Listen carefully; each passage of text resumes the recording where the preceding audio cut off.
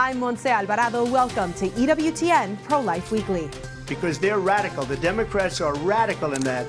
The freedom to make decisions about one's own body should not be made by the government. Presidential candidates Donald Trump and Kamala Harris go head-to-head in their first debate. She said that Roe didn't support abortion in the 7th, 8th, 9th month. That's factually false. Well, I think it's really important for both Trump and Vance to clarify their position on this issue. Highlights and analysis of the face-off and the key takeaways. I'm hopeful because if we get that message out, we're going to win come November. And boots on the ground in Montana. How the Catholic Conference is talking to voters about a ballot measure that could enshrine abortion in the state constitution.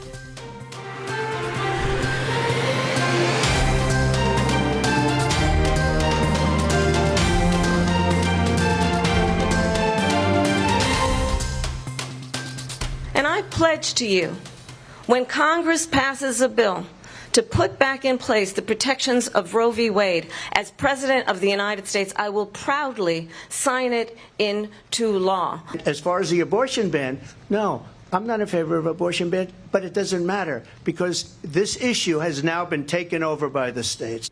Harris and Trump face off in their first debate, each taking on abortion and IVF. It was the first time the two met in person, and it began with a bit of an awkward handshake offered by Harris when each candidate walked on stage. The two candidates shared contrasting views of America now and the America they hope to build if they're elected. With just 8 weeks before the election and final ballots are cast, this debate may have been a critical moment for undecided voters seeking to better understand where each candidate stands on the issues. The top three issues leading the debate: the economy, abortion, and immigration. The main takeaways on abortion: Vice President Kamala Harris wants to legalize abortion with no limits at a federal level. Former President Donald Trump mentions that third trimester abortions are radical, but he has not issued a gestational limit he would support. Most recently, he wavered on his vote in Florida, initially to extend a 6-week limit and then retracting that statement, offering his support. He has said there should be exceptions for rape and incest. During the debate, Kamala Harris even brought religion into her argument in support of abortion. Let's take a listen. And one does not have to abandon their faith or deeply held beliefs to agree. The government, and Donald Trump certainly, should not be telling a woman what to do with her body. Harris claimed if Donald Trump is elected that in vitro fertilization access would be in danger. Trump has openly supported IVF, recently saying he would have federal funding for the procedure. As we know, in vitro fertilization is not supported by the teachings of the Catholic Church. I have been a leader on IVF, which is fertilization. The IVF, I have been a leader. Tim Carney, senior political columnist at the Washington Examiner and senior fellow at the American Enterprise Institute, joins us alongside Alexandra DeSanctis, fellow at the Ethics and Public Policy Center, to weigh in on this debate. Thank you both for joining us. Throughout the debate, there were somewhat heated exchanges. At one point, Harris scoffed at the idea that late-term abortions would even occur, and the two sparred over the issue. We've put those moments together for you to hear. Let's take a listen. Nowhere in America is a woman carrying a pregnancy to term and asking for an abortion. That is not happening. Will she allow abortion in the 8th month, 9th month, 7th month? Come on. Okay, would you do that? Why don't you ask her that question? Why don't you answer the question? Would you because veto? Under Roe v. Answer the Wade, question, would you veto? you could do abortions in the 7th month, the 8th month, the 9th That's month, not true. and probably after birth. Just look at the former governor of Virginia. Now, former President Trump there is doing the fact-checking for the moderators. They were missing many that night, one in reference to late-term abortions, as we just heard. And that reference Trump made to the governor of Virginia was accurate. We have the tape of it from 2019 when Governor Northam, a pediatric neurosurgeon, was discussing cases where a baby may have severe deformities. Let's take a listen to that. The infant would be delivered. The infant would be kept comfortable. The infant would be resuscitated if that's what the mother and the family desired. And then a discussion would ensue between the physicians and the mother. Alexandra, your thoughts on this part of the debate? Well, I think there's a lot of confusion about this issue, and interestingly, President Trump was right that the moderators would not ask Harris whether she would support abortion after that point. She was insisting this never happens. In fact, we know that abortion does happen later in pregnancy. It's certainly not the most common time that abortion happens, but it does happen. There are plenty of states where it's allowed, and Harris herself, had she been asked the question, certainly would have said, yes, I would allow it through all 9 months. That's been her stance as long as she's been a politician. I think that's what, of course, viewers ought to have taken away, but couldn't because of the lack of questioning. Well, we're glad to clarify it here. Tim, let's go to you on the issue of words, word choice, word use. There were several times when Vice President Harris was discussing abortion, but used the words healthcare instead. Is this typical of pro-abortion candidates, or is this shift in language a move towards the center without actually having to change her policies? It's interesting because about 4 years ago, the other side, the pro-choice side, stopped calling themselves pro-choice. Remember, they started saying, well, no, that's an outdated term. They started, more of the shout your abortion. And I think 2019 through 2022 was sort of the peak of them believing that the left was just taking over the culture. And Kamala Harris's entire campaign has been about sort of moving to the center. But abortion is a tricky issue for them. They feel they cannot, even ones who would want to, cannot give an inch to say in the 9th month, I would not allow an abortion of a perfectly healthy baby, or even to say that abortion in that case is morally wrong. They can't go there. They're held captive by the abortion lobby, and they can't compromise at all. So it would be a perfect place for Trump to point out what he's pointing out, that 7th month, 8th month abortions happen and they're legal, and that Democrats defend them, because Democrats want to move to the middle, but their abortion lobby, which is a huge part of their funding base, won't allow that. Well, Kamala Harris herself is someone who has walked into abortion clinics. She did that for the first time as a vice president ever in the history of the United States. Had a vice president walked into and supported a Planned Parenthood center. Your reaction to that and this flip-flop on the language, trying to show compassion for women who would be offended by the idea that late-term abortion would even exist? Well, I mean, so Kamala was very careful in her words there. She said nobody goes to term, no mother. So at a 40-week abortion, we don't have evidence of that happening. But as Alexandra said earlier, certainly what Trump was talking about in the 7th and 8th month on healthy babies, abortionist Warren Hearn has said he's done one just in that late in the pregnancy when the baby was fully viable, just for sex selection, okay? Because the baby wanted a mom, or the mom wanted a girl, or wanted a baby boy. And so Kamala was very careful on that sort of indignant response to say, well, it just doesn't happen. And the obvious comeback then is, well, and she said that Roe didn't support abortion in the 7th, 8th, 9th month. That's factually false. But the way to test it is say, okay, fine, let's start by passing a bill banning abortion after 6 months. It wouldn't do that much for ending abortions, but it would do a lot to show that the Democrats are extremists in defense of abortion. Well, we certainly know that they are. We've seen this on this campaign. Alexandra, you write about public policy for children and mothers and families often. Has either party clarified what they would do for families and how they would pay for it? No, I mean, I think this is something that some Republican politicians have tried to gesture towards. Certainly, very robust paid family leave is something that Democrats have wanted for a long time. Was, fully bankrolled by the federal government. Republicans have tried to be a little bit more creative about, drawing Social Security money forward, for example, and using it when you have a child born, or expanding the child tax credit, things like that. So I think both parties have gestured towards that. But I don't think either party is really correct well, certainly the Democrats are not, but even the Republicans, I don't think, have done a very good job of thinking through how that's really connected to the abortion issue. And I think, unfortunately, as important as it is to support mothers and families and children after they're born, most women are not getting abortions because they can't afford diapers or can't take enough time off work. That's really not the reality of the situation.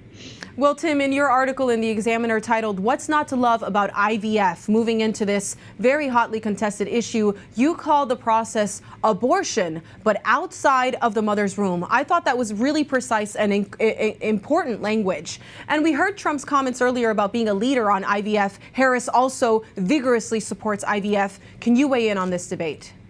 Yeah, I think Donald Trump is trying to defuse the issue of IVF, and he's making a big mistake by doing this full-fledged embrace of it. Rather than just say, look, we're not going to touch it at the federal government, he goes ahead and he says the federal government should subsidize it or should force insurers to cover it, basically force every single person to pay for IVF insurance, even Catholics who find it immoral. That's a mistake. It's a mistake because it further adopts this, what I call a bad anthropology, this view that we are the sole authors of our own life, that autonomy is the one good, and that the one good in life, and a rejection of the connection between marriage, love, sex, family formation, pregnancy. All those things are connected naturally, and IVF, the thinking behind it, regardless of the intentions of the parents who just desperately want a kid, the whole philosophy around it is a different one, and it's one that dissolves all of these bonds. And so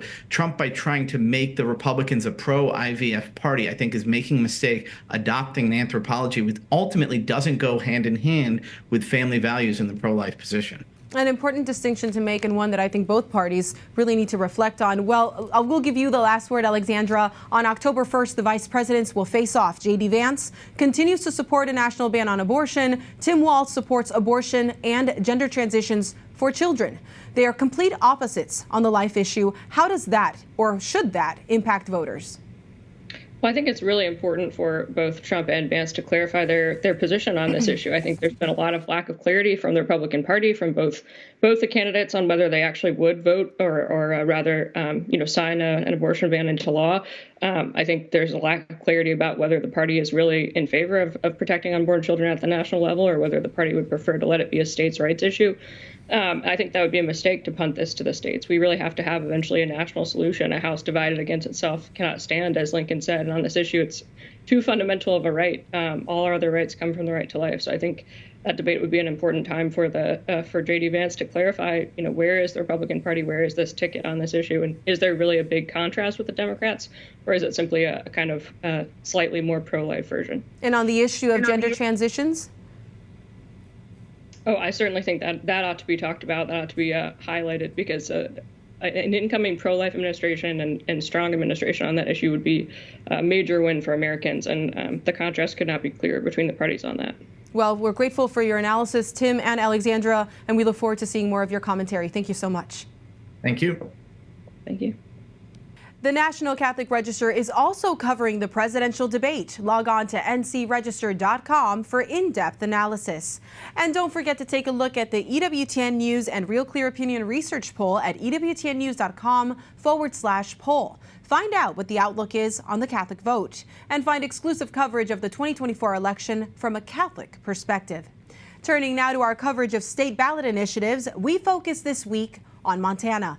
Currently, abortion is legal in Montana until viability, when a baby can survive outside the womb, which is about 24 weeks. The ballot measure would lock in abortion as a right until fetal viability and allow it after that time period if the woman's life or health is at risk. Bishops released a statement through the Montana Catholic Conference warning Catholics that the constitutional initiative 128 would legalize late-term abortions of babies who feel pain, abortion of babies who have been partially delivered, and abortion by dismemberment. Matt Brower, director of the Montana Catholic Conference, speaks with us now from Helena, Montana, to talk about work to get the pro-life message out. Matt, welcome to the show. I've seen the quick reference document that you gave us that breaks down this amendment. Are you handing these out at parishes? Some parishes are, but actually we've gone a step beyond. The bishops in Montana decided that this is such an important issue, and it's so essential that we get the word out regarding this amendment, that they have taken to mailing this fact sheet along with their statement and the entire text of the amendment to every Catholic household in the state. So we've tried to get those in the hands of every single person that's in our pews, those who are going to be voting or not, just to know what this actually is and what's at stake. And how else have you been combating the lies or misinformation that's coming out of the campaign surrounding the abortion ballot amendment?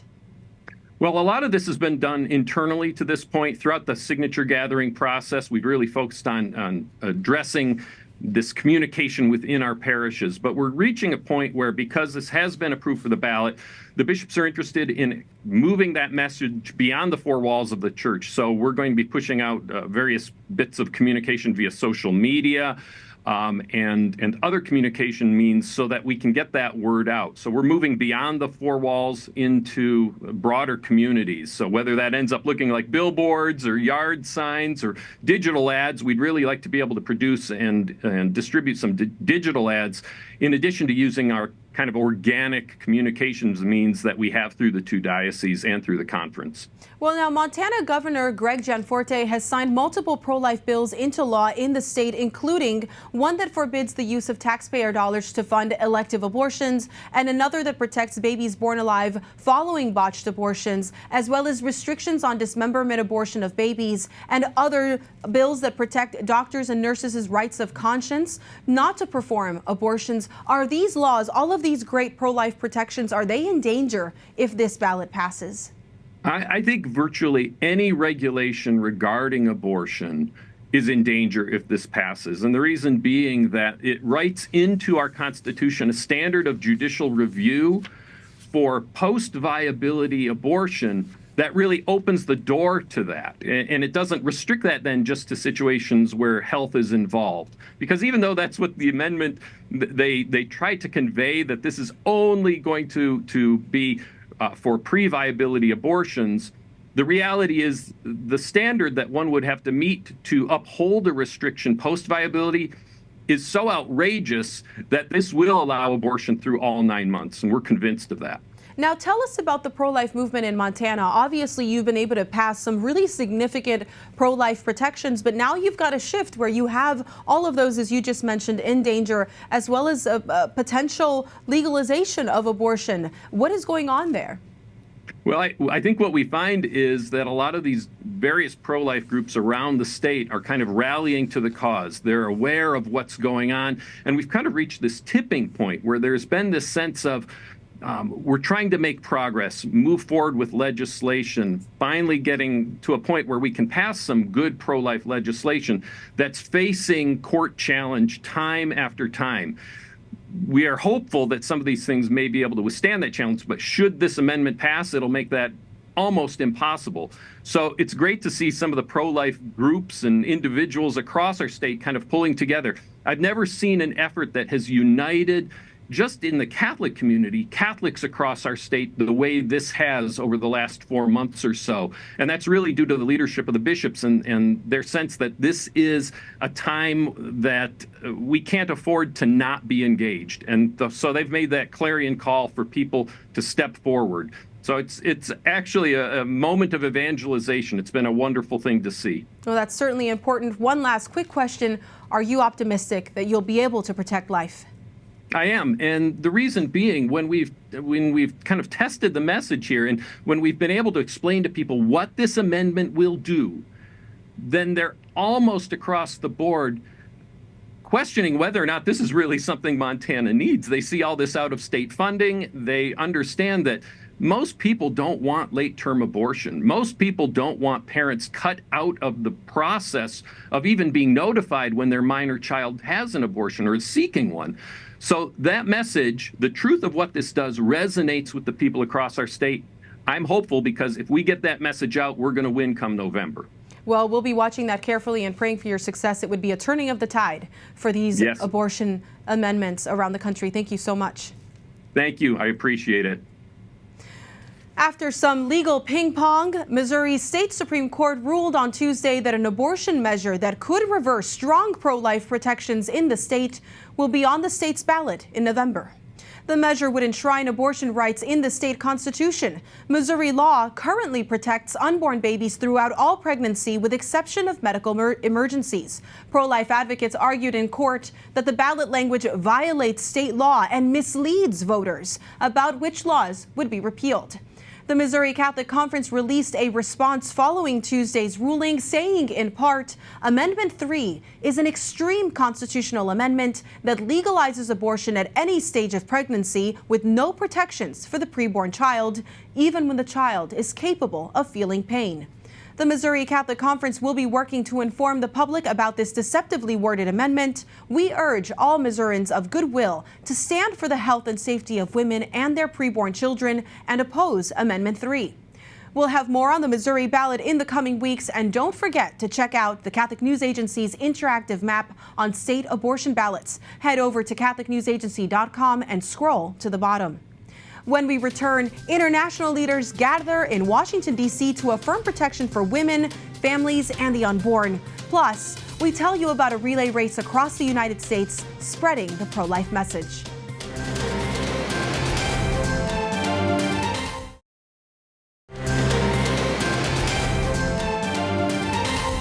Pope Francis's Southeast Asia apostolic journey is wrapping up on Friday, September 13th.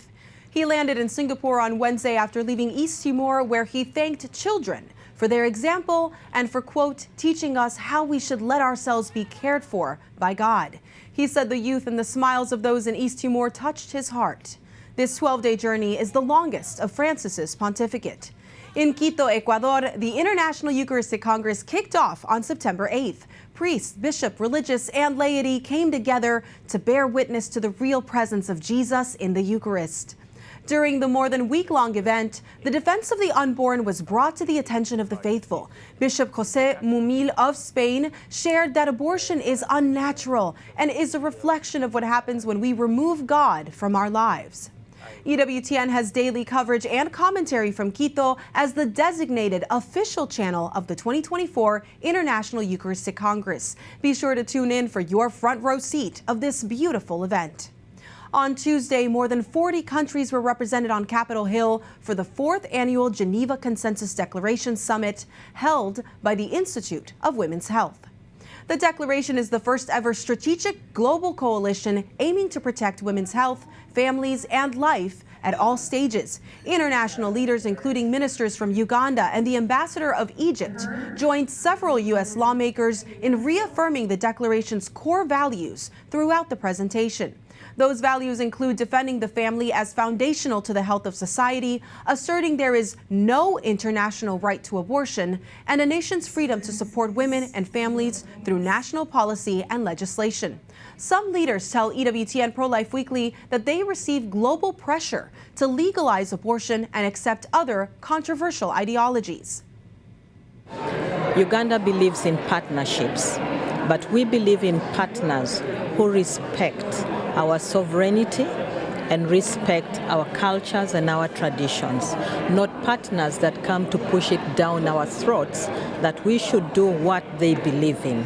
Support me to do what I believe in and to help me to grow along those lines. Valerie Huber, president of the Institute of Women's Health, joyfully told us that this year 2 more countries joined the CGD, the Republic of Chad and Burundi. We'll have more on this story, including reaction from U.S. lawmakers on our broadcast next week. This week and over the last weekend, runners in San Francisco, New York, and Austin stepped off for the annual Life Runners Relay. In San Francisco, they began by praying outside of a Planned Parenthood with Archbishop Cordileone leading the prayer. In New York, after a rosary at Planned Parenthood, they gathered in Times Square as a public witness to life. There are more than 1,400 legs of this relay that will continue until October 19th. The races will shape across over the nation, ending in Overland Park, Kansas. Runners in Fargo will begin their journey on the 14th. And that does it for this edition of EWTN Pro-Life Weekly. Remember, life is a gift. Your life is a gift. God bless you. But before we leave, we want to take a moment to recognize a tragic moment in our country's history. This week marks the 23rd anniversary of the September 11th terror attacks. The attacks took the lives of nearly 3,000 people at the World Trade Center in New York City, the Pentagon in Arlington, and on board Flight 93 in Somerset County, Pennsylvania. These souls are gone, but they're not forgotten. They were remembered in services at the attack sites on Wednesday. May they rest in peace.